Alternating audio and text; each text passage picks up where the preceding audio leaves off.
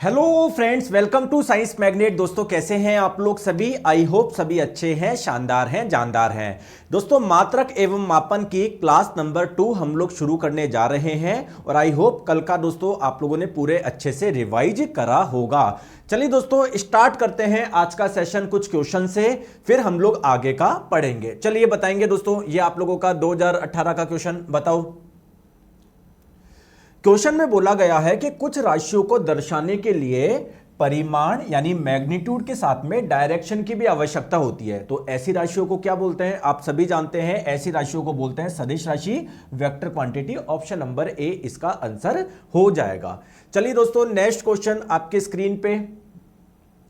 आपको बताना है एसआई पद्धति में मोल का सिंबल क्या है, इसका प्रतीक क्या है। आपको पता है दोस्तों मोल जो है वो एक मात्रक है, एक यूनिट है। दोस्तों किसका मात्रक है? किसको मापने के लिए हम लोग मोल का इस्तेमाल करते हैं बताएंगे? तो ये पदार्थ की मात्रा यानी अमाउंट ऑफ सब्सटेंस की ये यूनिट है। तो इसका सिंबल क्या है? कल मैंने आपको बताया था। तो इसका सिंबल क्या है? MOL। याद है आप लोगों को? Option number B. देखिए आपको याद है मैंने बताया था कि पदार्थ की मात्रा का जो मात्रक होता है वो मोल होता है। इसका जो सिंबल है, चिन्ह है, वो आप लोगों का ये है। मतलब बार बार इतना बड़ा लिखने की जरूरत नहीं है, आप लोग सिर्फ ये चिन्ह इस्तेमाल कर सकते हैं। बहुत बढ़िया। चलिए दोस्तों नेक्स्ट क्वेश्चन।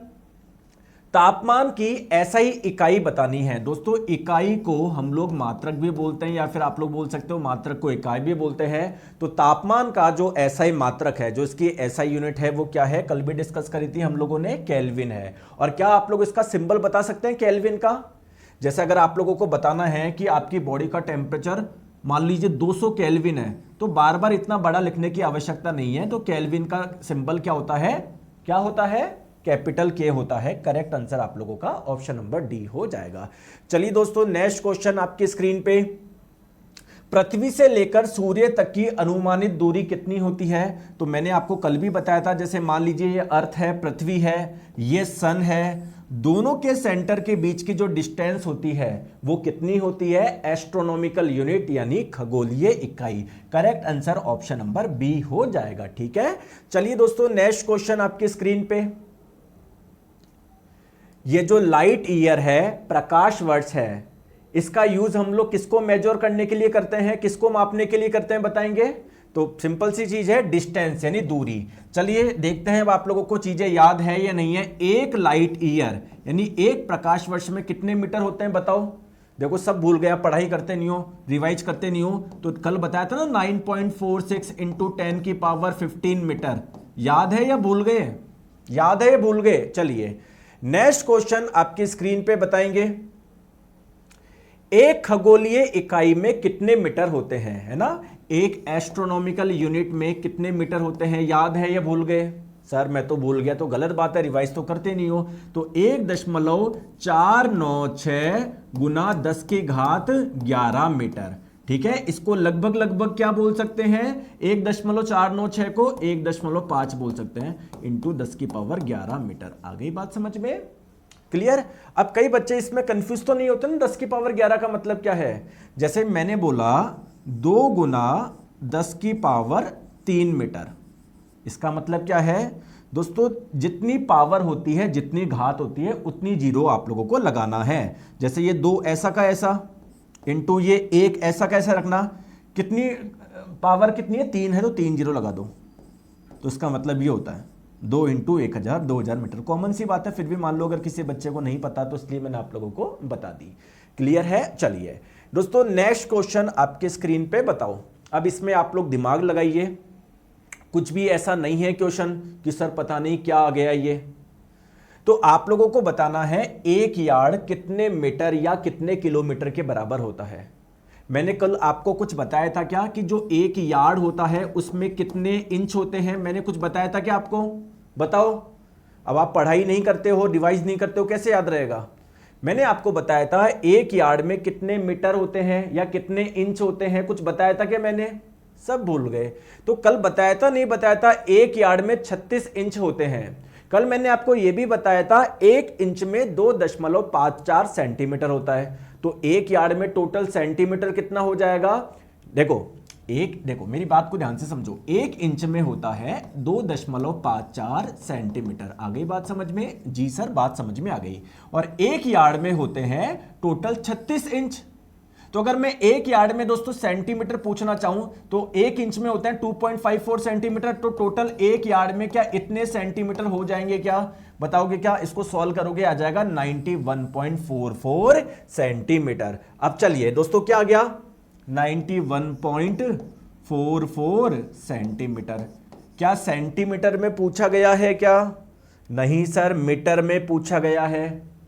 अगर आप चाहो तो सर किलोमीटर में बता सकते हैं। तो दोस्तों सेंटीमीटर को अगर आप लोग मीटर में बदलना चाहते हैं तो क्या करते हैं, आपको पता है क्या? नहीं सर, मुझे तो नहीं पता। देखो, जब आप लोग 1 मीटर को सेंटीमीटर में बदलना चाहते हैं तो इसको क्या कर लीजिए, 100 से गुना कर लीजिए, आपका सेंटीमीटर आ जाएगा।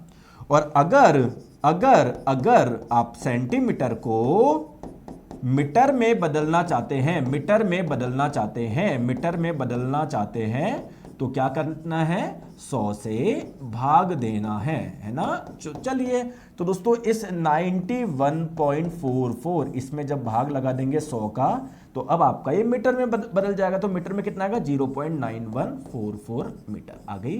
कोई ऑप्शन दिख रहा है क्या? जी गुरुजी, दिख रहा है ऑप्शन नंबर ए।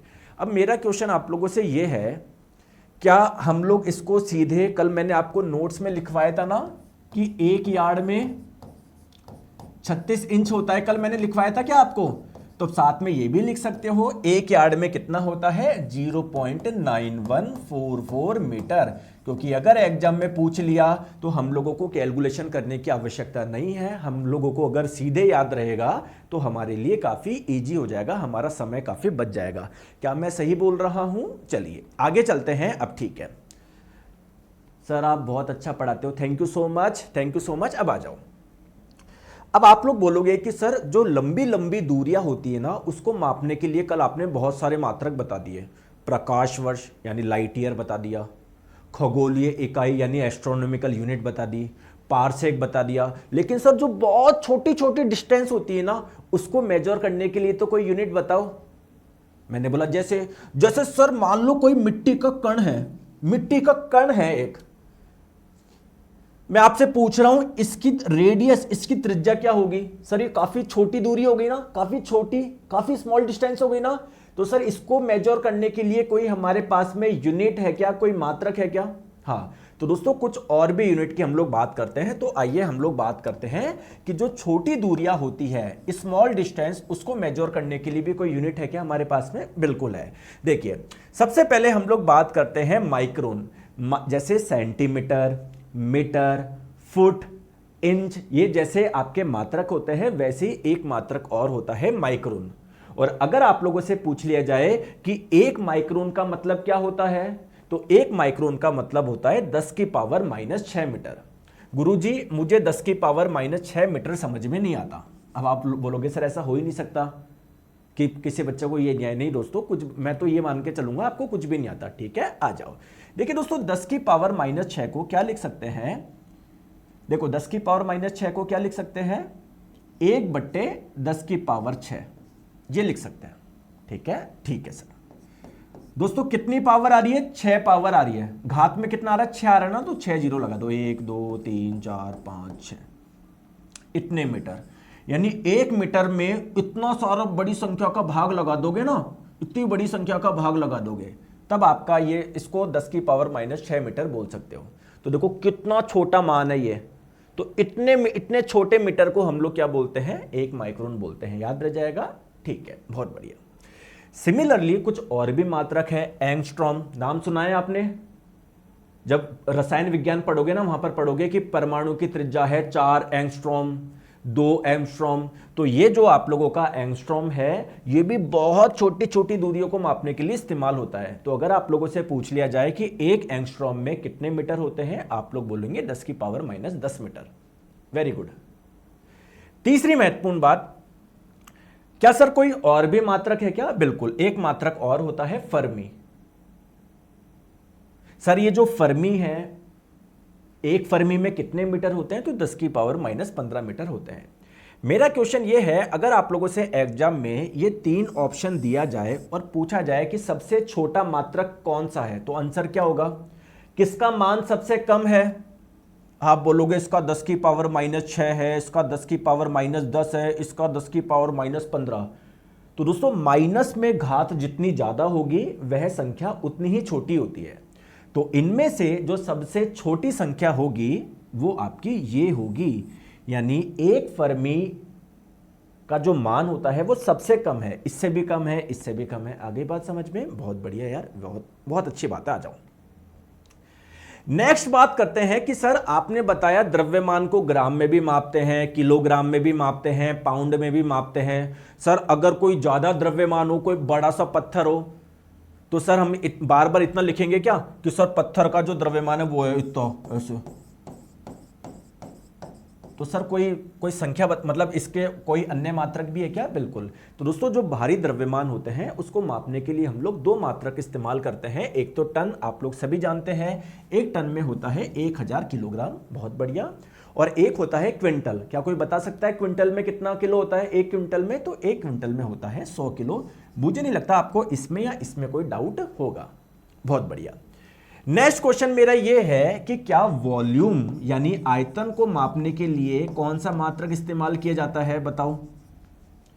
जैसे किसी का भी आयतन निकालना हो, लंबाई गुना चौड़ाई गुना ऊंचाई, मीटर गुना मीटर गुना मीटर, तो आप लोग बोलोगे सर आयतन का एक मात्रक तो होता है मीटर क्यूब। लेकिन जब आप लोग दूध लेने जाते हो शाम को, वो पूछता है ना कि कितना दूध लेना है, आप बोलते हो 1 लीटर 2 लीटर। इसका मतलब क्या है? क्या लीटर भी एक मात्रक हो गया? क्या लीटर भी एक यूनिट हो गई क्या? बोलिए, बताए। आपने दोस्तों को आप सुनते होंगे कि भाई चाइना ने हमने रशिया से इतना तेल इंपोर्ट किया, इतना तेल इंपोर्ट किया। तो आपने वहां पर एक मात्रक और सुना होगा, बैरल। बैरल सुना है क्या? कि हमने इतने लाख बैरल तेल इंपोर्ट किया, आयात किया। आगे बात समझ में? तो वॉल्यूम के कई मात्रक हैं, आइए इनकी भी हम लोग चर्चा करते हैं। क्लियर है क्या? आ जाओ, क्लियर, आ जाओ। दोस्तों इधर वॉल्यूम आएगा, मैंने गलती से इधर लेंथ लिख दिया, ठीक है, गलती से लेंथ लिख दी, इधर वॉल्यूम आएगा, आयतन आएगा। आगे बात समझ में? लंबाई की तो बात हम लोग कर चुके हैं, है ना? आ जाओ। तो आयतन के कुछ मात्रक की हम लोग बात करते हैं।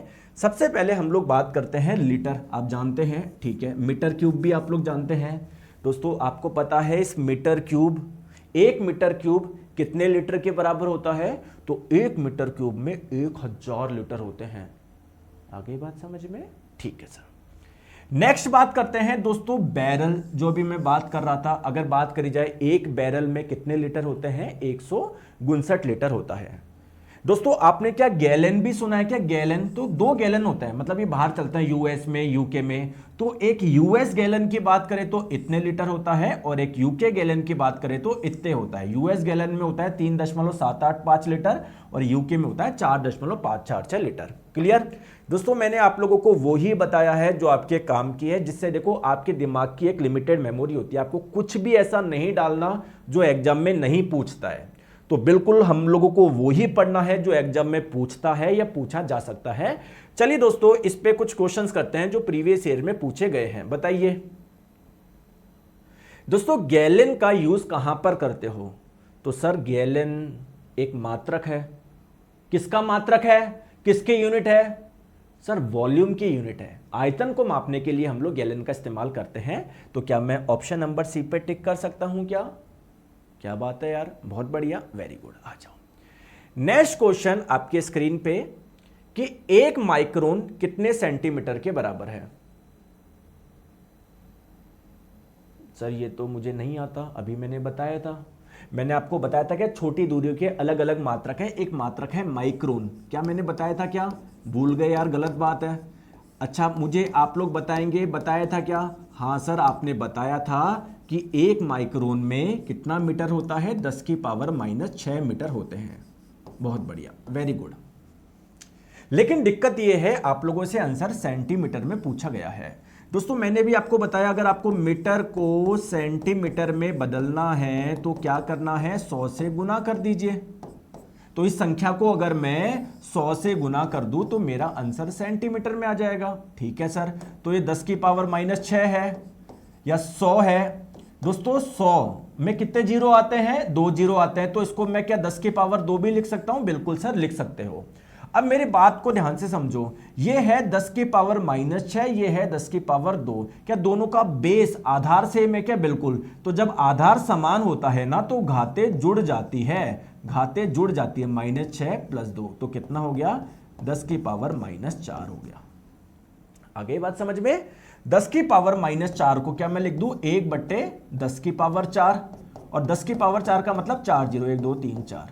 तो जब ये भाग लगाओगे कितना आएगा? 0.0001 सेंटीमीटर। ऑप्शन नंबर ए आपका हो जाएगा, सॉरी आपका ऑप्शन नंबर बी हो जाएगा, बी हो जाएगा। आगे बात समझ में? कोई परेशानी है क्या? आराम से आ रहा है ना? ठीक है, चलिए आ जाओ, चलते हैं हम लोग आगे अब नेक्स्ट टॉपिक की तरफ। हेडिंग डाल लीजिए एसआई प्रेफिक्स यानी एसआई उपसर्ग। दोस्तों उपसर्ग क्या होते हैं? प्रेफिक्स क्या होता है? मन में सोचो डेफिनेशन। सर उपसर्ग वह शब्द होते हैं जो मूल शब्द के आगे जुड़ के उनका अर्थ ही बदल देते हैं। प्रेफिक्स ऐसे वर्ड्स होते हैं जो कि रूट वर्ड के आगे जुड़ के उनका मीनिंग ही बदल देते हैं। जैसे आइए दोस्तों, मैंने बोला कि सड़क की जो लंबाई है ना वो 4 किलोमीटर है, 4 किलोमीटर है। दोस्तों आप मुझे बताएंगे क्या मैं इसको 4000 मीटर बोल सकता हूं क्या? बोल सकता हूं क्या? कितने जने मानते हैं? हां सर आप ये बात बोल सकते हो। दोस्तों दूसरा क्वेश्चन ये है कि कोई सड़क की लंबाई थी 3 मीटर, अगर मैं मीटर के आगे लगा दूं किलो तो इसका अर्थ ही बदल जाएगा क्या? कहां 3 मीटर और कहां 3 किलोमीटर? 3 किलोमीटर का मतलब हो गया 3000 मीटर। क्या इसका अर्थ ही बदल गया क्या? बिल्कुल बदल गया क्या? तो देखो यहां पर मीटर के आगे आपने क्या लगाया? किलो लगाया। मीटर के आगे क्या लगाया? किलो लगाया। तो क्या मैं, और इसको लगाते ही क्या मतलब बदल गया क्या? बिल्कुल। तो क्या मैं बोल सकता हूं क्या कि जो किलो है वो एक प्रेफिक्स है, एक उपसर्ग है? कितने जने इस बात को एग्री कर रहे हैं कि हां सर हम समझते हैं? बताओ कि सर ये एक प्रेफिक्स है, उपसर्ग है। यार साफ दिख रहा है। आ जाओ दोस्तों, आप मार्केट से 3 लीटर दूध लेकर आए, 3 लीटर दूध लेकर आए, बहुत अच्छी बात है। मैंने पूछा कि कितना दूध लेकर आए, आपने बोला 3 मिलीलीटर, शॉर्ट में बोलते हैं 3 ml। दोस्तों क्या मतलब ही बदल गया क्या? कहां लीटर कहां मिलीलीटर? बताओ कहां लीटर कहां मिलीलीटर? तो क्या मिली लगाते ही क्या अर्थ ही बदल गया क्या? क्या मैं बोल सकता हूं क्या जो मिली होता है, जो मिली है वो भी एक प्रेफिक्स है, एक उपसर्ग है? बताए? आगे बात समझ में? अच्छा बहुत बढ़िया। दोस्तों 3 किलोमीटर को आपने बोला 3000 मीटर। क्या मैं इसको यह लिख सकता हूं क्या 3 गुना 10 की घात 3 मीटर? यह लिख सकता हूं क्या? यह लिख सकता हूं क्या? बोलो। ठीक है। अब मैंने क्या बोला, ध्यान से आप लोग समझिए। मैंने बोला कि 3 किलोमीटर को क्या मैं 3 गुना 10 की घात 10 3 मीटर लिख सकता हूं क्या? 3 गुना 10 की घात 3 मीटर बिल्कुल लिख सकता हूं। इसका मतलब क्या है? देखो ये 3 से ये 3 कटा, मीटर से ये मीटर कटा, तो क्या किलो का मतलब 10 की पावर 3 है क्या? किलो का मतलब 10 की पावर 3 होता है क्या? इसका तो हमको एक ही चीज समझ में आया क्या कि सर किलो का मतलब होता है 10 की पावर 3। आई बात समझ में? इसका मतलब मैंने बोला अगर किसी सड़क की लंबाई 7 किलोमीटर है, 7 किलोमीटर है, तो किलो का मतलब होता है 10 की पावर 3। तो देखो 7 ऐसा का ऐसा, किलो का मतलब 10 की पावर 3, तो इसको मैं ये भी लिख सकता हूं क्या, 7 गुना 10 की घात 3 मीटर, और 10 की पावर 3 का मतलब 3 जीरो, और इसका मतलब ये हो गया क्या, 7000 मीटर। बोलो यार समझ में आ रहा है क्या, बोलो समझ में आ रहा है क्या। तो सिमिलरली जैसे ये एक उपसर्ग है, ये एक उपसर्ग है, हमारे पास में अलग अलग उपसर्ग है जिनका अलग अलग अर्थ होता है। जैसे किलो का मतलब है 10 की पावर 3, वैसे ही मिली का भी तो कोई ना कोई अर्थ होगा, होगा ना। तो आइए इन उपसर्ग के बारे में हम लोग चर्चा करते हैं। दोस्तों बहुत अलग अलग उपसर्ग होते हैं, जैसे किलो हो गया, मिली हो गया। किलो का मतलब क्या, 10 की पावर 3। किलो का मतलब क्या, इसका मान क्या, 10 की पावर 3। और दोस्तों बार बार आपको यह नहीं लिखना 4 किलोमीटर। मुझे बताओ मीटर का सिंबल क्या था, स्मॉल m।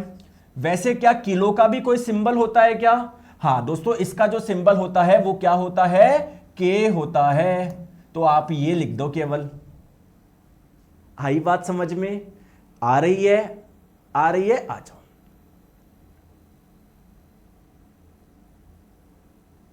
Very good. दोस्तों सिमिलरली एक होता है आपका हेक्टो। सर इसकी वैल्यू क्या होता है, इसका मान क्या होता है, 10 की पावर 2।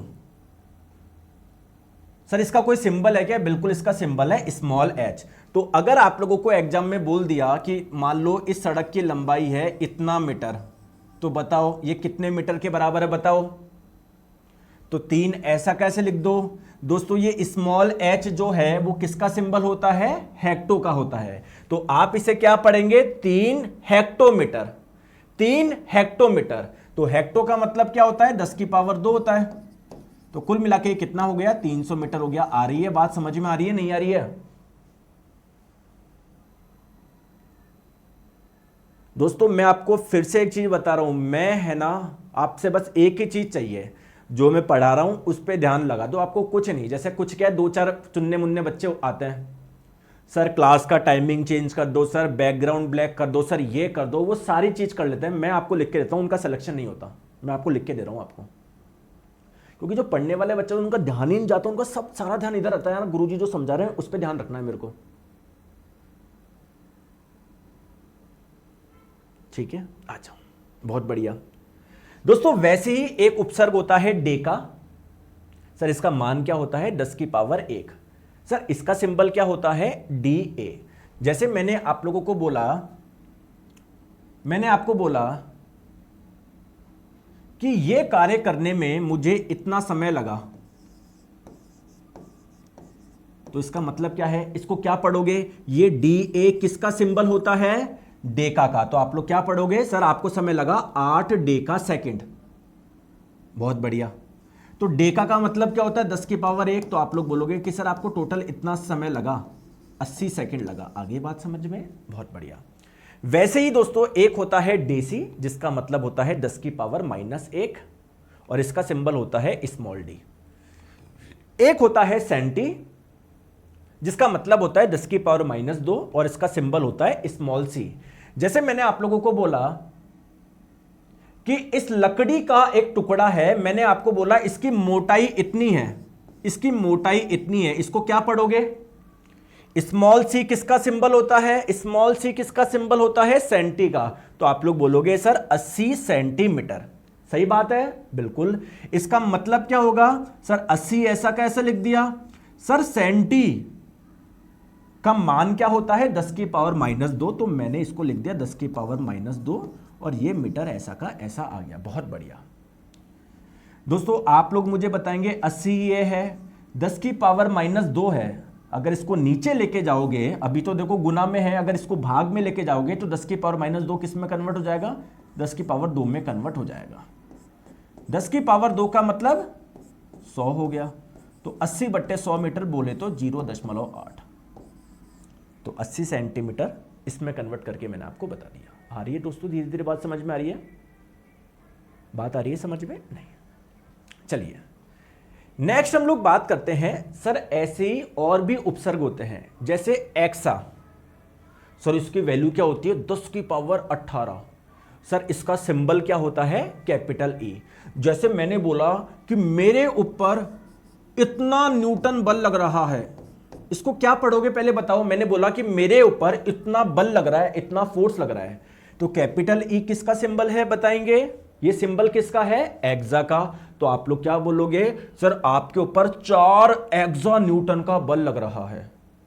अगर मैं आपको बोल रहा हूं उसको न्यूटन में कन्वर्ट करके बताएंगे तो 4 ऐसा का ऐसा। और दोस्तों इस एक्सा की वैल्यू क्या होती है? 10 की पावर 18। तो आप लोग बोलेंगे सर 4 गुना 10 की पावर 18।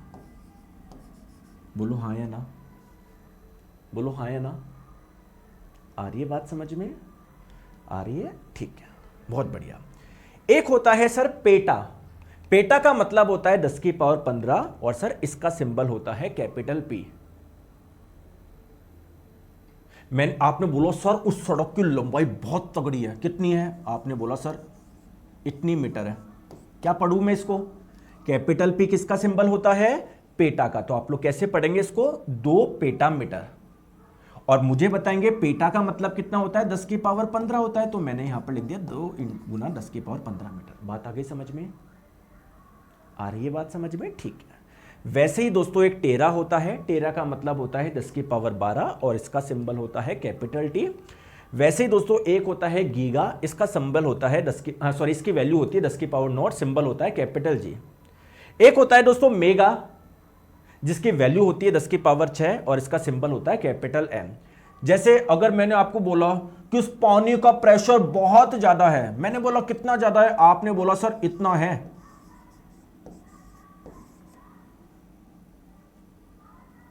प्रेशर को हम लोग पास्कल में नापते हैं, आगे बात करेंगे, निश्चिंत रहिए आप लोग। आप तो बस मुझे इसे पढ़ के बताइए, इसे क्या पढ़ोगे? कैपिटल जी किसका सिंबल होता है? गीगा का। तो आप लोग बोलोगे सर पानी का जो प्रेशर है वो 8 गीगा पास्कल है। इसको कन्वर्ट करके बताएंगे पास्कल में, तो 8 ऐसा कैसे रह गया? इस गीगा की वैल्यू क्या होती है? 10 की पावर 9। तो 8 गुना 10 की पावर 9, इतना पास्कल। बोलो बात आ रही है समझ में? कोई दिक्कत है क्या? कोई परेशानी है? नहीं है सर। वेरी गुड यार, बहुत बढ़िया। सर कुछ और भी प्रेफिक्स है क्या? कुछ और भी उपसर्ग है क्या? बिल्कुल।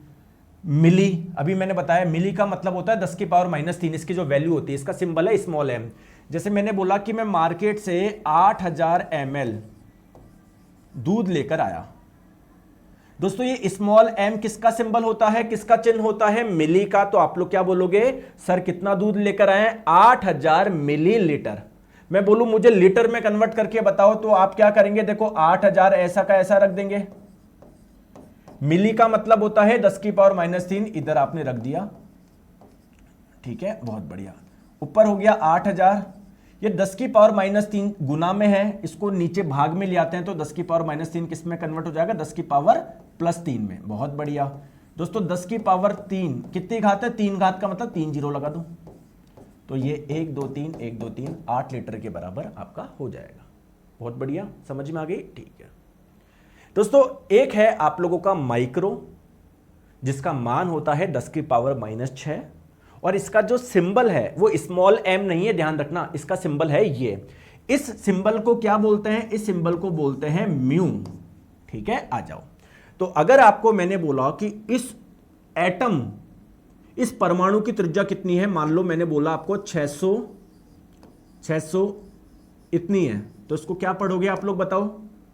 ये किसका सिंबल होता है? माइक्रो का। तो आप लोग बोलोगे 600 माइक्रोमीटर। इसको मीटर में कन्वर्ट करके बताओ तो 600 ऐसा का ऐसा हो गया। दोस्तों माइक्रो का मतलब क्या होता है? माइक्रो का मतलब कितना होता है? 10 की पावर -6। तो मैं लिख दिया इतना। बोलो बात समझ में आ गई? 600 को मैं क्या 6 गुना 10 की घात 2 लिख सकता हूं? बिल्कुल लिख सकता हूं। और ये 10 की घात -6 ऐसा कैसा आ जाएगा? दोस्तों ये 10 की घात 2 है, ये 10 की घात -6। जब आपके आधार समान होते हैं तो घातें जुड़ जाती है। तो इसको मैं क्या लिख सकता हूं? 2 और इनको जोड़ोगे तो देखो 2 -6 कितना हो जाएगा? -4। ये वैल्यू इतनी आ जाएगी। बोलो हाँ या ना? आगे बात समझ में आ रहा है? ठीक है। नेक्स्ट है दोस्तों नैनो, जिसकी वैल्यू होती है 10 की पावर -9 और इसका जो सिंबल होता है वो स्मॉल n होता है। आगे बात समझ में? चलिए, एक होता है पिको। पिको इसका वैल्यू होता है 10 की पावर -12 और इसका जो सिंबल होता है वो होता है स्मॉल p। दोस्तों एक है फेम्टो। जिसकी वैल्यू होती है 10 की पावर -15 और इसका जो सिंबल होता है वो होता है स्मॉल f। बहुत बढ़िया, क्लियर? ठीक है, कुछ एग्जांपल्स करा दूं, देखता हूं मैंने एग्जांपल्स करा दूं। हाँ गुरुजी एग्जांपल्स करा दो ना, आगे बात समझ में? वैसे करा ही रहा हूं मैं यहां पर, और मैं कराता हूं, आ जाओ। चलिए दोस्तों, मैंने आप लोगों को बोला, प्लीज मेरी बात को ध्यान से समझना। मैंने आप लोगों को बोला कि 800 कितने मीटर के बराबर है? बताओ, करके बताओ, आप करके बताओ, बताओ। मैंने आपको बोला 4 कितने मीटर के बराबर है? 2 कर दो, है ना? वैसे तो हमने बहुत सारा कर लिया, अब आ गया कुछ नहीं है। तो सर ये स्मॉल n किसका सिंबल होता है? नैनो का होता है। और नैनो का मतलब क्या होता है? 10 की पावर -9 होता है। मैं आपको दिखा देता हूं क्या होता है। नैनो का मतलब 10 की पावर -9 होता है। तो आप लोग क्या बोलोगे? 800 नैनो का मतलब 10 की पावर -9, इतना मीटर आ गया। लो भाई, मीटर में ही आ गया, क्या दिक्कत है? सिंपल सी चीज है दोस्तों। ये स्मॉल पी किसका सिंबल होता है? पिको को, तो उसको क्या बोलेंगे? 4 पिकोमीटर। तो अब आपको पिको हटाना है, मतलब केवल मीटर में बताना है। तो पिको का मतलब क्या होता है? 10 की पावर -12। तो लो, ये आपका हो गया। सिंपल सी चीज है यार, क्या आप इतना इसमें परेशान हो रहे हो? आगे बात समझ में? चलिए आगे चले, आ जाओ। तो आई होप आपको यहां तक समझ में आ गया होगा, कोई भी किसी प्रकार की दिक्कत नहीं होगी। अब नेक्स्ट हम लोग समझते हैं दोस्तों, हमारे पास में अलग अलग उपकरण होते हैं, इंस्ट्रूमेंट होते हैं, जिनका यूज होता है अलग अलग चीजों को मेजर करने के लिए, मापने के लिए। जैसे अगर मैं आपको बताऊं, आपकी बॉडी का टेम्परेचर यानी तापमान मापने की कोई डिवाइस है क्या? कोई उपकरण है क्या? आप लोग बोलेंगे जी सर थर्मोमीटर है। वेरी गुड यार। ऐसे ही अलग अलग इंस्ट्रूमेंट होते हैं। तो आइए सबके बारे में बात करते हैं, कौन कौन से उपकरण होते हैं, किसका क्या कार्य होता है। चलिए दोस्तों, पहला उपकरण है एल्टीमीटर। कोई बता सकता है क्या एल्टीमीटर क्या करता है? दोस्तों, जब कोई हवाई जहाज उड़ता है ना, तो उसमें पता होता है आगे कि हम लोग कितनी ऊंचाई पे हैं। 4000 मीटर पे है, 5000 मीटर पे है। तो ये जो एल्टीमीटर होता है ना, यही वो उपकरण है जो कि बताता है कि हवाई जहाज कितनी ऊंचाई पर है। तो बेसिकली क्या बताता है? ये उड़ते विमान की ऊंचाई बताता है, कितने विमान कितने एल्टीट्यूड, कितनी ऊंचाई पर उड़ रहा है। बहुत बढ़िया दोस्तों। एक डिवाइस है अमीटर। सर ये डिवाइस क्या मापती है? जैसे मान लीजिए अगर कोई वायर में करंट फ्लो हो रही है, विद्युत धारा प्रवाहित हो रही है, तो इसका विद्युत धारा का कोई ना कोई तो मान होगा ना, 2 एम्पियर, 4 एम्पियर, 10 एम्पियर। तो आप लोग क्या लगा दोगे? एक डिवाइस होती है जिसका नाम है अमीटर, ये लगा दोगे। जैसे ही इसमें से करंट गुजरेगी, ये बता देगा करंट का मान क्या है। तो ये क्या करता है दोस्तों? विद्युत धारा मापता है, विद्युत धारा मेजर करता है। आ गई बात समझ में? बहुत बढ़िया। चलिए तीसरी महत्वपूर्ण बात, बैरोमीटर क्या करता है? दोस्तों, ये जो हमारी पृथ्वी है, क्या पृथ्वी के चारों ओर वायु होती है क्या? एयर होती है क्या? जी सर। क्या वायु पृथ्वी की सतह पे कुछ दाब भी लगाती होगी क्या? कुछ प्रेशर भी लगाती होगी क्या? बिल्कुल। इस वाले प्रेशर को क्या बोलते हैं? एटमॉस्फेरिक प्रेशर यानी वायुमंडलीय दाब। तो पृथ्वी की सतह पर वायुमंडलीय दाब कितना है, ये मापने के लिए एक डिवाइस का इस्तेमाल किया जाता है जिसका नाम है बैरोमीटर। तो आप लोग क्या बोलोगे कि सर यह है वायुमंडलीय दाब मापता है। आई बात समझ में? वेरी गुड यार, बहुत बढ़िया। नेक्स्ट है एनीमोमीटर। क्या करता है? दोस्तों, अभी आप लोग अपनी छत पे खड़े होंगे तो हवा, आपको पता पड़ेगा हवा फ्लो कर रही है, हो सकता है बहुत कम हो। कई जगह दोस्तों हवा बहुत तेजी से फ्लो करती है। तो हवा की चाल कितनी है, विंड की स्पीड कितनी है, इसको मापने के लिए जो उपकरण है उसका नाम है एनीमोमीटर। तो एनीमोमीटर क्या करता है? विंड की स्पीड यानी वायु की चाल मापता है। बहुत बढ़िया यार, बहुत बढ़िया, वेरी गुड। नेक्स्ट हम लोग बात करते हैं फेदोमीटर क्या करता है। आपको पता है दोस्तों, समुद्र की भी अपनी एक गहराई होती है, गहराई होती है, अलग अलग समुद्र की अलग अलग होती है। तो अगर आप लोगों को ओशियन की डेप्थ निकालनी है, समुद्र की, सागर की गहराई आप लोगों को मापनी है, तो इसके लिए जो उपकरण का इस्तेमाल किया जाता है उसका नाम है फेदोमीटर। दोस्तों कंटेंट कैसा लग रहा है? आप लोग मुझे बताओ, कितना प्रॉपरली आप लोगों से बताओ। आप मुझे रेलवे वाले बच्चों को कहीं पर मिलेगा क्या? तो ये सारी मेहनत सिर्फ इसलिए हो रही है कि आप लोगों को बहुत आसानी से समझ में आए, बहुत अच्छे तरीके से समझ में आए, और बिल्कुल एक सिस्टमेटिक समझ में आए, एक प्रॉपर सीक्वेंस में आप पढ़ोगे विज्ञान। आप लोगों को मैं बोल रहा हूँ 25 में से 25 लाना बहुत आसान है। आप खुद मेरे को बोलोगे कि जब सिलेक्शन लेके आओगे कि सर मेरे को साइंस से बहुत डर लगता था, लेकिन बस मैंने डेली पढ़ाई करी, चीज़ें अपने आप आसान होती चली गई। क्लियर है? तो दोस्तों ये आपको मैं बताऊं 2016 वगैरह में ना मैं ऐसे लिख लिख के पढ़ाता था, तो मतलब है ना इतना टाइम लगता था, एक एक चैप्टर 8-8 दिन, 9-9 दिन, 10-10 दिन, जबकि होता कुछ भी नहीं है।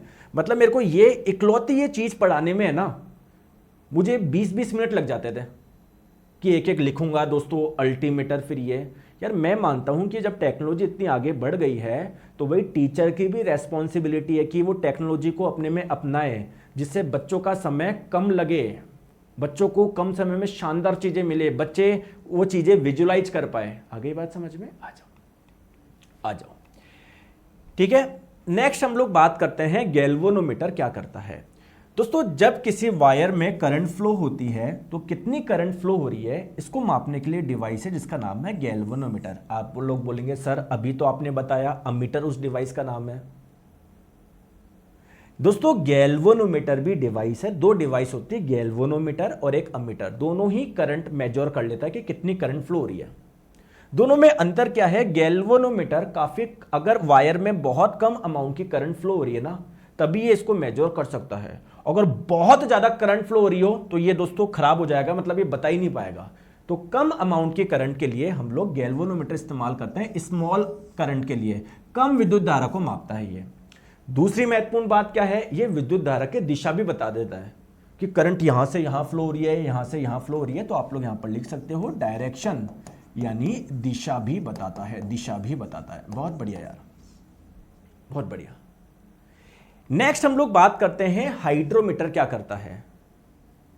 दोस्तों आपको पता है हर पदार्थ का अपना एक घनत्व होता है, डेंसिटी होती है। भाई दूध की डेंसिटी अलग होती है, पानी की अलग होती है, ठीक है। वैसे दोस्तों एक टर्म और है जिसका नाम है रिलेटिव डेंसिटी। रिलेटिव डेंसिटी यानी आपेक्षिक घनत्व। आपेक्षिक घनत्व सर ये क्या होता है? थोड़ा समझाइए ना, अभी समझाता हूं। दोस्तों किसी भी पदार्थ की रिलेटिव डेंसिटी यानी आपेक्षिक घनत्व आपको निकालना है तो बेसिकली क्या करना है? उस पदार्थ के घनत्व में पानी के घनत्व से आप लोगों को भाग लगा देना है। जैसे मैं आपको बोलूं पानी का जो घनत्व होता है ना वो होता है 1000 किलोग्राम पर मीटर क्यूब। जैसे मैंने आप लोगों को बोला पारा, मरकरी की जो डेंसिटी होती है, जो घनत्व होता है वो होता है 13,600 किलोग्राम पर मीटर क्यूब। मैंने आप लोगों को बोला कि मरकरी यानी पारे का आपेक्षिक घनत्व क्या होगा, रिलेटिव डेंसिटी क्या होगी। तो किसी भी पदार्थ की अगर आपको रिलेटिव डेंसिटी निकालनी है तो आपको क्या करना है? उस पदार्थ का घनत्व लेना है, उसमें भाग लगा देना है पानी के घनत्व से। तो जब 13,600 में जब 1000 का भाग लगा देंगे तो कितना आ जाएगा? 13.6 आ जाएगा। तो दोस्तों इतनी कैलकुलेशन करने की जरूरत नहीं है। एक उपकरण है, हाइड्रोमीटर है, जो सीधे ही आप लोगों को बता देता है कि रिलेटिव डेंसिटी कितनी है, आपेक्षिक घनत्व का मान कितना है। बहुत बढ़िया, बहुत बढ़िया, क्लियर, ठीक है। नेक्स्ट हम लोग बात करते हैं हाइग्रो। देखो हम लोग बहुत कंफ्यूज होते हैं हाइड्रो और हाइग्रो। पहले तो मैं आपको समझाता हूं हाइग्रोमीटर होता क्या है, फिर मैं बताऊंगा कंफ्यूजन कैसे दूर करें। दोस्तों आप लोगों को पता है कि जैसे जो एयर होती है, वायु में क्या क्या होता है सर? ऑक्सीजन गैस होती है, नाइट्रोजन गैस होती है, साथ में दोस्तों जो जल होता है ना, जमीन पे जो जल होता है वो भी जब उस पर सूर्य का प्रकाश पड़ता है तो वह वाष्प बन के ऊपर एयर में जाता है। तो मैं बोल सकता हूं कि वायु में, एयर में वाटर वेपर भी होती है, जल वाष्प भी होती है। क्लियर है दोस्तों? कहां की वायु में जल वाष्प ज्यादा मिलेगी? मुंबई की वायु में या जयपुर की वायु में? मुंबई की वायु में, क्योंकि वहां पर बहुत समुद्र है। तो वहां पर समुद्र पे जब सूर्य का प्रकाश पड़ता है तो वो वायु बन के ऊपर, वाष्प बन के, वाटर वेपर बन के ऊपर जाएगी। यानी वहां की एयर में, वायु में बहुत ज्यादा वाटर वेपर मिलेगा, जल वाष्प मिलेगा। इसे ही हम लोग ह्यूमिडिटी भी बोलते हैं, आर्द्रता भी। अगर एयर में बहुत ज्यादा वाटर वेपर है, बहुत ज्यादा जलवाष्प है, हम लोग बोलेंगे यहां पर ह्यूमिडिटी ज्यादा है, जलवाष्प आर्द्रता बहुत ज्यादा है, तो बेसिकली ये क्या करता है, ह्यूमिडिटी यानी आर्द्रता का स्तर चेक करता है। आर्द्रता का स्तर का मतलब क्या है, वायु में जलवाष्प की मात्रा कितनी है, जलवाष्प यानी वाटर वेपर इन एयर। आ गई बात समझ में, वेरी गुड। चलिए नेक्स्ट है दोस्तों, हाँ सॉरी मैं बताता, इन दोनों में हम लोग बार बार कंफ्यूज हो जाते हैं। दोस्तों आप मुझे एक छोटी चीज बताइए, फिर इसको कैसे करें, कंफ्यूजन दूर कैसे करें, बताओ कंफ्यूजन दूर कैसे करें। देखो दोस्तों, डेंसिटी कहां पर आएगी, इसमें आएगी, इसमें आएगी। डेंसिटी से लेना देना कहां पर है, डेंसिटी से लेना देना कहां पर है, यहां पर है ना, तो इसे याद रखो ड्रो, डी हाइड्रो, ड्रो इधर आता ही नहीं, इधर ग्रो आता है, डी डेंसिटी ना, डेंसिटी वाला जो है वो आप लोगों का यहां पर आता है, तो इससे आप लोग ध्यान रखिएगा। बहुत बढ़िया। नेक्स्ट हम लोग बात करते हैं मैनोमीटर। आप लोगों को मैं बता दूं, जैसे यार कोई पाइप है, अगर उस पाइप में कोई लिक्विड फ्लो कर रहा है, तो हर लिक्विड का कोई ना कोई प्रेशर होता है ना, दाब होता है ना, या कोई गैस फ्लो हो रही है उसका कुछ ना कुछ प्रेशर होता है ना, दाब। तो दोस्तों लिक्विड और गैस के प्रेशर को मापने के लिए डिवाइस है जिसका नाम है मैनोमीटर। बहुत बढ़िया। नेक्स्ट है दोस्तों माइक्रोस्कोप। माइक्रोस्कोप क्या होता है, छोटी चीजों को बड़ा करके देखने के लिए इस्तेमाल करा जाता है माइक्रोस्कोप। आप माइक्रोस्कोप के नीचे अगर कोई चीज रख दोगे ना तो आपको बहुत बड़ी नजर आएगी। तो आप लोग बोल सकते हो क्या, जो स्मॉल ऑब्जेक्ट होते हैं, जो छोटी वस्तुएं होती है, उसका आवर्धित दृश्य देखने के लिए, उसका मैग्नीफाइड व्यू देखने के लिए। दोस्तों स्फिग्मोमैनोमीटर क्या होता है, जैसे हो सकता है आपके घर में भी हो, क्योंकि आजकल यार बहुत लोगों को बीपी वगैरह की प्रॉब्लम आती है, तो आप हाथ पे ऐसे पट्टा लगाओगे, ठीक है, वैसे पुश करोगे, फिर वो आपका बीपी का मान आ जाएगा कितना है। तो ये आपका जो स्फिग्मोमैनोमीटर होता है वो हमारे ब्लड का एक्चुअल में प्रेशर कितना है वो मेजर करता है। दोस्तों एक डिवाइस है स्टेथोस्कोप। ये क्या होता है, जैसे कभी आप लोग डॉक्टर साहब के गए होंगे, तो डॉक्टर साहब के कान में कुछ लटका होता है ना, और फिर वो आपके इधर लगाते हैं, इधर लगाते हैं, ऐसे लगाते हैं, बोलो। अब वो सुनते क्या है दोस्तों, एक्चुअली में जो हमारा हार्ट होता है ना, वो क्या करता है, इसमें बहुत सारे गेट होते हैं, हालांकि बायोलॉजी में पढ़ेंगे, चलो ठीक है बताता हूं। हमारे हार्ट में बहुत सारे से वॉल्व होते हैं जो कि खुलते हैं बंद होते हैं। तो ये जब खुलते हैं बंद होते हैं ना, तो आवाज आती है कुछ, तो डॉक्टर साहब उसी आवाज को सुनते हैं कि यार आपके हार्ट के वॉल्व्स तो ढंग से खुल बंद रहे हैं ना, क्योंकि सबसे पहले देखता है आपका हार्ट सही हो, क्योंकि आपका हार्ट बहुत इंपॉर्टेंट है, यही सब जगह ब्लड भेजता है। आगे बात समझ में, तो आप लोग क्या बोलोगे, ये जो स्टेथोस्कोप इस्तेमाल किया जाता है वो हमारे हार्ट के साउंड को चेक करने के लिए इस्तेमाल किया जाता है, हमारे हृदय की ध्वनि को चेक करने के लिए किया जाता है, हृदय की आवाज को। क्लियर है, आ जाओ। नेक्स्ट हम लोग बात करते हैं टैकोमीटर क्या करता है, कोई बता सकता है क्या। दोस्तों आप एक काम करिए, आपके पास में साइकिल होगी, बचपन में कभी चलाई होगी, एक काम जरूर किया होगा आपने, उसको स्टैंड पे खड़ा करके ऐसे पैडल बिना मतलब हाथ से घुमाया होगा, करा होगा, सबने करा है। तो जब यार पीछे वाला टायर अगर घूम रहा है, घूर्णन कर रहा है ना, रोटेशन कर रहा है, तो इसकी कुछ रोटेशनल स्पीड भी होगी, इसकी कुछ घूर्णन चाल भी होगी। जैसे आपने सुना होगा कि यार इसकी रोटेशनल स्पीड है 100 आरपीएम। दोस्तों इसका मतलब क्या है, कोई बता सकता है क्या। इसका मतलब 100 रोटेशन पर मिनट, ये 100 घूर्णन कर रहा है 1 मिनट में, ठीक है। तो अब आप लोग किसी की भी रोटेशनल स्पीड यानी घूर्णन चाल चेक करनी है, तो ये देखोगे क्या, कितना घूम रहा है, पागल हो जाएंगे, गिन गिन के पागल हो जाएंगे ना।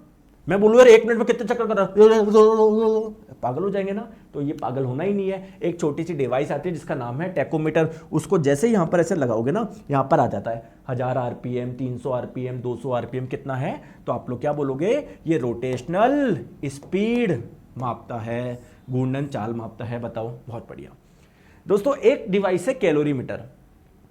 दोस्तों अगर पानी बहुत ज्यादा गर्म है, तापमान बहुत ज्यादा यानी उसके पास में हीट बहुत ज्यादा है, उष्मा बहुत ज्यादा है, तो हीट की मात्रा कितनी है, उष्मा का मात्रा, हीट कंटेंट कितना है किसी पदार्थ के पास में, उसमें उष्मा कितनी निहित है, ये मापने के लिए कैलोरीमीटर का इस्तेमाल किया जाता है। दोस्तों लैक्टोमीटर क्या करता है। दोस्तों ध्यान रखिएगा, हम जो दूध पीते हैं, मिल्क पीते हैं, दूध में एक कार्बोहाइड्रेट पाई जाती है, उस कार्बोहाइड्रेट का नाम क्या है, लैक्टोज। तो ये इससे लैक्टो से याद रखना, कोई दूध से रिलेटेड है ये। तो दोस्तों आपका दूध शुद्ध है या नहीं है, प्योरिटी ऑफ मिल्क चेक करने के लिए हम लोग इस उपकरण का इस्तेमाल करते हैं। बताओ आगे बात समझ में क्लियर है? चलिए दोस्तों, विस्कोमीटर क्या करता है? ये करता है विस्कोसिटी मापता है, शांता मापता है। अब सर ये शांता क्या आ गया? दोस्तों आप एक चीज मुझे बताओ, जैसे एक ग्लास में आपने हनी यानी शहद लिया, एक में पानी लिया, दोनों को उल्टा कर दिया, कौन इजीली फ्लो करेगा, कौन आसानी से प्रवाहित होगा, फ्लो करेगा? बताओ। पानी करेगा ना, हनी उतना आसानी से नहीं करेगा। दोस्तों हर लिक्विड की अपनी एक टेंडेंसी होती है, किसी को फ्लो करना, किसी को फ्लो होना इतना आसान होता है, किसी को मुश्किल होता है। तो उसके फ्लो होने में जो समस्या होती है ना, इसे ही बोलते हैं विस्कोसिटी यानी शांता। तो यहां पर शहद की शांता बहुत ज्यादा है, तभी तो वो उतना आसानी से फ्लो नहीं कर पा रहा। जिसकी शांता कम होती है, विस्कोसिटी कम होती है, वो इजीली फ्लो कर जाता है। जिसकी विस्कोसिटी बहुत ज्यादा होती है, शांता बहुत ज्यादा होती है, वो इतनी इजीली फ्लो नहीं करता। तो किस लिक्विड की कितनी विस्कोसिटी है, इसको मेजर करने के लिए हमारे पास में एक डिवाइस है जिसका नाम है क्या विस्कोमीटर। बहुत बढ़िया। नेक्स्ट हम लोग बात करते हैं पेरिस्कोप क्या होता है। दोस्तों आप लोग क्या पनडुब्बी जानते हो, सबमरीन जानते हो क्या? सबमरीन, पनडुब्बी जानते हो? सर मैं नहीं जानता। अरे यार देखो, इधर देखो, जैसे मान लो ये पानी, जैसे ये समुद्र का पानी है, तो दोस्तों जहाज तो पानी के ऊपर चलते हैं, मतलब मैक्सिमम पार्ट पानी के ऊपर होता है, दिख जाएगा आपको कि यार जहाज आ रहा है। पनडुब्बी जो होती है ना, वो पानी के अंदर चलती है, वो ये सेना के द्वारा इस्तेमाल की जाता है। अब दोस्तों आप बोलेंगे कि सर अगर ये पानी के अंदर जा रहे हैं तो बाहर मान लो अगर कोई शिप वगैरह आ रहा हो तो इनको तो दिखेगा ही नहीं। तो ये क्या करते हैं, एक डिवाइस का इस्तेमाल करते हैं। इस प्रकार की होती है डिवाइस, इस प्रकार की। इस डिवाइस का नाम क्या है? पेरिस्कोप। तो मान लो यहां पर कोई शिप आ रहा है ना, तो उससे प्रकाश किरणें जाएगी, अंदर जाएगी और यहां बैठा व्यक्ति आराम से दोस्तों इसको देख लेगा। तो ये जो चीज है ना, ये जो चीज है इसका नाम है पेरिस्कोप। तो इसका इस्तेमाल किया जाता है सबमरीन यानी पनडुब्बी में।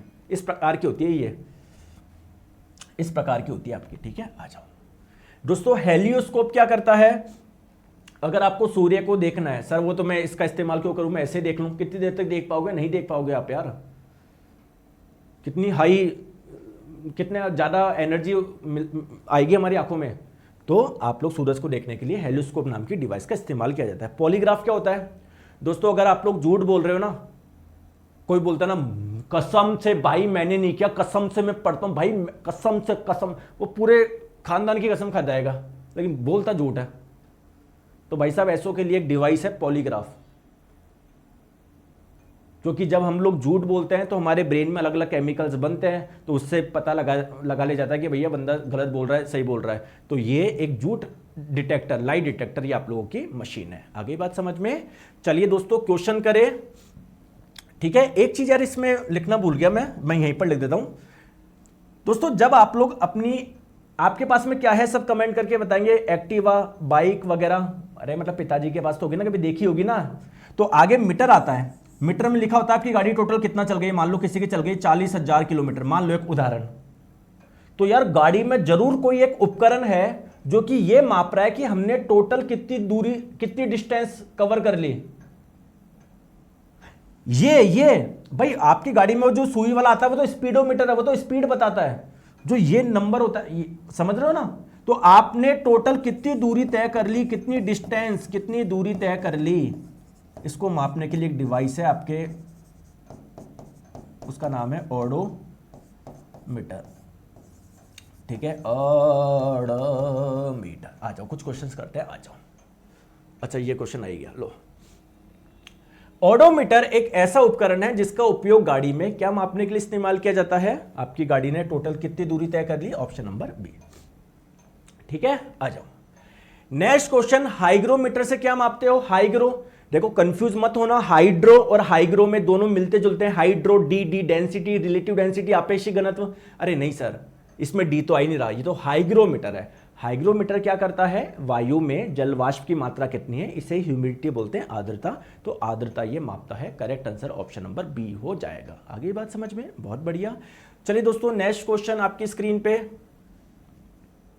वायुमंडलीय दाब को मापने के लिए किसका इस्तेमाल करते हैं? मैंने अभी भी आप लोगों को बताया, बैरोमीटर का इस्तेमाल हम लोग करते हैं। आगे बात समझ में? चलिए,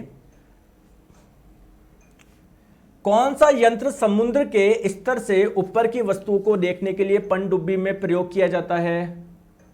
बताओ बताओ। तो पेरिस्कोप करेक्ट आंसर आप लोगों का ऑप्शन नंबर सी हो जाएगा। बहुत बढ़िया यार। चलिए देखो, ऐसा होता है, ये आप लोगों का पानी के अंदर सबमरीन पनडुब्बी होती है। पनडुब्बी का मतलब पानी में डूबी हुई, सबमरीन का मतलब वाटर में सबमर्ज, पानी में डूबी हुई, ऐसी होती है। अब दोस्तों यहां पर आप लोग देख पा रहे हो ऐसे कोई डिवाइस है, तो ये होती है आपकी पेरिस्कोप। तो अगर सामने से कोई जहाज आ रहा है तो यहां से प्रकाश किरण ऐसे जाएगी ऐसे, तो मतलब यहां वाले बैठे व्यक्ति को यहां का नजारा साफ दिख जाएगा। आगे बात समझ में? चलिए बताएंगे, सूर्य को देखने के लिए किस यंत्र का इस्तेमाल करते हैं? अभी अभी मैंने बताया, क्या? हेलियोस्कोप। करेक्ट आंसर आप लोगों का ऑप्शन नंबर सी हो जाएगा। चलिए बताएंगे, कौन सी झूठ का पता लगाने वाली मशीन है? Lie detector machine. अभी अभी मैंने बताया, कौन सी हो जाएगा? पॉलीग्राफ आपका हो जाएगा ऑप्शन नंबर सी। चलिए आगे। चलिए तो दोस्तों ये चैप्टर पूरा हो गया, इसमें एक छोटी सी चीज बची है, वो हम लोग करते हैं, फिर ये चैप्टर हमारा पूरा हो जाएगा। आपको फिर शाम को टेस्ट भी मिल जाएगा, इसका फिर टेस्ट आप लोग लगाना। आगे बात समझ में? चलिए दोस्तों, लास्ट टॉपिक है इसका डायमेंशन यानी विमा। ईमानदारी की बात बताऊं तो दोस्तों क्वेश्चन नहीं आएगा, क्योंकि आपके एनसीईआरटी में भी नहीं है, क्वेश्चन नहीं आएगा। लेकिन पढ़ लो, बहुत छोटा सा बेसिक सा, कुछ भी नहीं है ना। मान लो बाई चांस कभी क्या होते हैं, आप और भी एग्जाम देते हो और अलग अलग वगैरह, तो उसमें भी काम आ जाएगा। बहुत छोटा सा, टेंशन मत लो दोस्तों। जैसे हमने अलग अलग राशियों के मात्रक निकाले, वैसे अलग अलग राशियों के विमा भी निकलती है, अलग अलग क्वांटिटीज की डायमेंशन भी निकलती है। जैसे अगर मैंने आप लोगों को बोला एरिया यानी क्षेत्रफल का मात्रक क्या होता है, कल बताया था ना, भूल गए या? Metre square. तो जैसे आपने इसका मात्रक बता दिया, वैसे अगर पूछूं मैं इसका विमा क्या होगा, डायमेंशन क्या होगा, तो डायमेंशन क्या होता है ये हम लोग समझने जा रहे हैं दोस्तों। एक्चुअली में डायमेंशन यानी विमा का यूज क्या है दोस्तों? विमा से हम लोगों को पता पड़ेगा कि कोई राशि कौन कौन सी मूल राशियों पर निर्भर कर रही है, कौन कौन सी फंडामेंटल क्वांटिटी पे डिपेंड कर रही है। सर नहीं आया समझ में? कोई बात नहीं दोस्तों, ध्यान रखो, अगर आपको किसी का मात्रक पता है ना, किसी का यूनिट पता है, किसी का यूनिट पता है, तो आप लोग इजीली उसकी विमा यानी डायमेंशन निकाल सकते हो। सर कैसे निकाल सकते हैं बताइए? देखो, अगर किसी के मात्रक में मीटर आ रहा है, मीटर किसका मात्रक होता है? किसकी यूनिट होती है? लेंथ की होती है ना, तो आप लोगों को यूज करना है कैपिटल एल। अगर किसी के मात्रक में किलोग्राम आ रहा है, किलोग्राम किसकी यूनिट होती है? मास की होती है ना, तो आपको यूज करना है कैपिटल एम। अगर किसी के मात्रक में सेकंड आ रहा है, सेकंड किसकी यूनिट होती है? टाइम की होती है ना, तो आप लोगों को कैपिटल टी यूज करना है। अगर सेकंड एक बार आ रहा है तो एक बार करना है, दो बार आ रहा है तो दो बार कर दो पावर। देखो यहां पर एक ही बार आ रहा है तो पावर 1 लगा दो, या मत लगाओ, कुछ फर्क नहीं पड़ता। अगर दो बार यूज हो रहा है तो 2 लगा दो। अगर किसी का मात्रक में मीटर 2 बार आ रहा है तो एल की पावर 2 लगा दो। आइए करते हैं, बस इतना ही समझने का था। आ जाओ चलो बताओ। मैंने कुछ राशियां लिख दी और उनके आगे मैंने मात्रक लिख दिए। आपको उनका डायमेंशनल फॉर्मूला निकालना है, विमेय सूत्र निकालना है, सिंपल विमा भी बोल सकते हो, ठीक है। देखो दोस्तों, आप मुझे बताओ, एरिया का मात्रक अगर ये है, इसके मात्रक में क्या किलोग्राम आ रहा है क्या? पहले मुझे बताओ किलोग्राम आ रहा है क्या? आप ऐसे ध्यान नहीं लगाओगे, देखो इधर तक, क्या किलोग्राम आ रहा है क्या? नहीं, यानी मास का कुछ भी नहीं आ रहा तो m की पावर 0 कर दो। क्या मीटर आ रहा है क्या? बिल्कुल। मीटर किसका मात्रक होता है? लेंथ का होता है, तो l लगा दो। कितनी बार आ रहा है? 2 बार आ रहा है तो 2 लगा दिया। क्या सेकंड आ रहा है क्या? नहीं। सेकंड किसकी नहीं होती है? टाइम की होती है ना, तो आ ही नहीं रहा ये, तो इसका जो विमेय सूत्र हो जाएगा वो क्या हो जाएगा? m की पावर 0, l की पावर 2, t की पावर 0। या आप लोग सिंपली ये भी लिख सकते हो, केवल l की पावर 2 भी लिख सकते हो, ये भी सही है, ठीक है। आ जाओ, चलिए दोस्तों, इसका बताओ वॉल्यूम का। तो वॉल्यूम का क्या हो जाएगा? m की पावर 0, l की पावर 3, t की पावर 0। आगे बात समझ में? क्लियर? ठीक है। दोस्तों डेंसिटी का बताओ, घनत्व का। तो देखो इसमें किलोग्राम आ रहा है, किलोग्राम किसकी यूनिट होती है, मास की होती है, तो मैंने लिख दूं कितनी बार आ रहा है, एक बार आ रहा है तो पावर में 1 लगा दूं। बट्टे में क्या आ रहा है, मीटर क्यूब, मीटर किसका मात्रक होता है, लेंथ का होता है, 3 बार आ रहा है तो L की पावर 3। सेकंड आ रहा है क्या, नहीं, तो T की पावर कुछ आई नहीं रही, 0, तो इसका क्या हो जाएगा, M की पावर 1, L की पावर 3 है, ऊपर जाके L की पावर -3 हो जाएगा, और ये T की पावर 0, ये हो जाएगा। ठीक है, चलिए दोस्तों चाल का बताएंगे। चाल का मात्रक ये है मीटर बट्टे सेकंड। मीटर किसकी यूनिट होती है, लेंथ की होती है L, सेकंड किसकी होती है, टाइम की होती है, पावर 1, T की पावर 1। किलोग्राम आ रहा है क्या, नहीं, M का कुछ भी नहीं आ रहा है, M की पावर 0, तो क्या हो जाएगा, M की पावर 0, L की पावर 1, T की पावर -1। बोलो हाँ है ना, क्या मैंने सही लिखा है क्या, सब देखो है ना, M की पावर 0 आ रहा है तो लिखो या मत लिखो कुछ फर्क नहीं पड़ता। आगे बात समझ में, बताओ। तो दोस्तों ये अपना चैप्टर खत्म हो गया। बताओ किस किस ने अच्छे से पढ़ा है दोनों क्लास। दोस्तों अगर आप लोग डेली क्लास लोगे आपको पता ही नहीं पड़ेगा आपकी विज्ञान कब पूरी तरीके से हो जाएगी। अगर आप लोग छोड़ते हुए चलोगे कि नहीं सर मैं क्लास बाद में देख लूंगा, सर मैं कल शाम को देख लूंगा, कुछ भी नहीं होने वाला। अब आपके मन में क्वेश्चन आएगा कि सर यहां पर तो केवल हमने इन 4 राशियों की विमा पढ़ी है, मान लो सर एग्जाम में पूछ ले फोर्स यानी बल की विमा बताओ, सर वो मैं कैसे कर पाऊंगा। बिल्कुल सही बोल रहे हो। सर मान लो पूछ ले गतिज ऊर्जा, काइनेटिक एनर्जी की डायमेंशन क्या होगी, विमा क्या होगी, सर मैं कैसे कर पाऊंगा, नहीं कर पाऊंगा। तो क्यों नहीं कर पाओगे अभी, क्योंकि आपको भी मैं बता नहीं सकता, क्योंकि आपको काइनेटिक एनर्जी पता ही नहीं, गतिज ऊर्जा क्या होती है ना, आपको बल पता है। तो जैसे जैसे हम लोग आगे फिजिक्स में पढ़ते रहेंगे कई राशियां, अभी तो बहुत सारी राशियां आएगी, फिर उनके बारे में देखेंगे कौन सदिश है, कौन अदिश है, किसका क्या मात्रक होता है, किसकी क्या विमा होती है। आगे बात समझ में, बोलो मजा आया नहीं आया, आ जाओ। अब बोलो कोई समस्या हो तो बोलो।